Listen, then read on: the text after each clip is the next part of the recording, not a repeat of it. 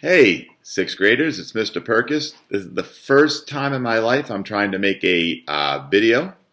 As you all know, we are home with COVID-19 out there. So I feel bad thinking that you're going to try to read through the social studies book on your own.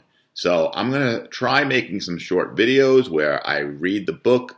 Maybe you can have your textbook open and you're reading along with me.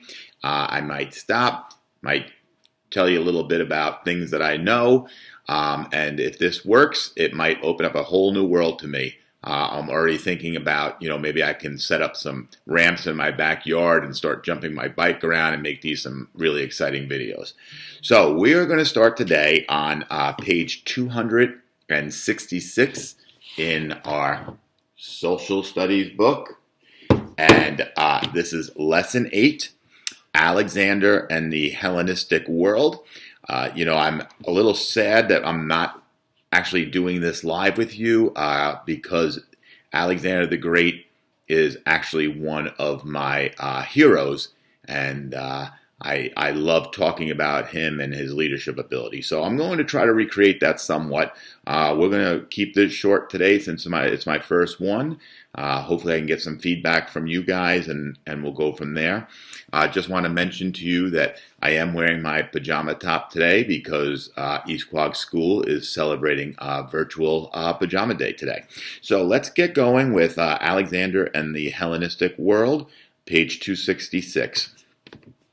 The Greeks told a story about Alexander the Great, the young man who set out to conquer the world. The story begins one afternoon as 12-year-old Alexander, the Prince of Macedonia, watched his father, King Philip II, barter over a horse. It was a fine black stallion, but it was also angry and unruly. The king decided that the horse could not be tamed. As the king turned away, Alexander grabbed the reins. Alexander sensed that the horse's wildness was caused by fear. He turned the horse to face the sun so they would no longer be frightened by its own shadow. Alexander quickly calmed and mounted the horse to everyone's astonishment. The king bought the horse for Alexander, who named him Bucephalus. Bucephalus never allowed anyone else to ride him. He carried Alexander into many battles as the young Macedonian fought for world conquest. What fueled Macedonia's rise? Macedonia was a land in the north of the Greek peninsula. The Macedonians had their own traditions, which the Greeks considered old-fashioned. Unlike most Greek city-states, the Macedonians were still governed by kings. Despite their different customs, the Macedonians were influenced by Greek culture.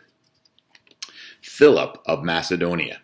Macedonia was briefly part of the Persian Empire, but after Persia's defeat during Xerxes' invasion of Greece, the Macedonians regained their independence.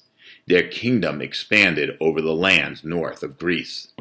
One of the rulers of Macedonia was a brilliant and ambitious leader named Philip. Philip gained power after his brother, the Macedonian king, was killed in battle in 359 BCE. The king's son, who was heir to the throne, was only an infant, so the nobles of Macedonia elected Philip as king.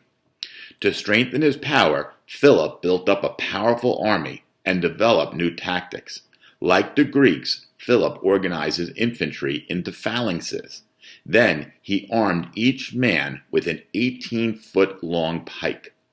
The Macedonian pike, or sarissa, was much longer than the spears used by the Greeks. I'm going to stop there a second and talk about that. I believe one of our earlier chapters, the concept of the little boy attacking the man, and the man puts his hand out and holds the little boy by his head, and the boy just swings his arms and can't get to him. Same type of concept here. The Macedonians are now using much longer spears, so the Greeks are not even able to get into them to be able to get at them. I know what you're thinking. Let's just keep making longer and longer spears. At some point, that's not going to work anymore. The spear can't be so long that it's dragging on the ground. That's going to become ineffective. So let's get back to reading. Philip also trained his men to change directions in battle without losing formation. Armed with long pikes and fighting with greater discipline, Philip's soldiers were a powerful force. Philip proved the value of his ideas soon after becoming king. His powerful army defeated the Illyrians, who had won a victory over the Macedonians just a few months before. Philip conquers Greece. Philip then turned to conquer Greece. First, he tried to win the loyalty of each city-state with diplomacy. When these tactics failed, he went to war. In 338, Philip, along with his son Alexander, who led the cavalry, won a decisive battle in central Greece over the combined armies of Thebes and Athens. Philip gained control of almost all of mainland Greece. The city-states were allowed to keep their governments. However, they were expected to support Philip in his next goal, a war against Persia. But as preparations were being made for the invasion of Asia, Philip was assassinated or murdered during his daughter's wedding. So we have an interesting situation here. Got to go back to a few weeks ago. We've got the Greek city-states fighting one another. Sparta and the Peloponnesian League, Athens and the Delian League, and because of all that infighting, they've weakened themselves quite a bit.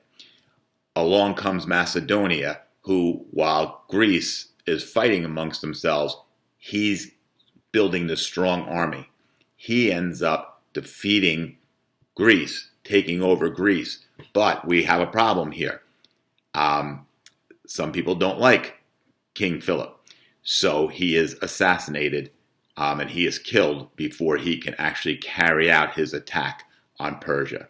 Now, I would like to continue reading here, but I'm going to actually stop for today. I want to see how this video goes over. I want to see if this works for you guys.